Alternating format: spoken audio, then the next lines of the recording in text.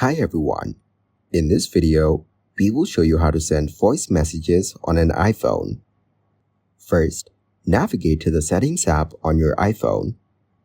Here, scroll down and tap on the apps. Next, locate the Messages app and tap on it. Then, you can change the settings of the app here.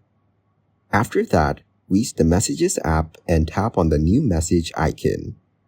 Now enter the contact name in the To area and type any text in the message box. Following that, tap on the mic icon at the bottom right corner.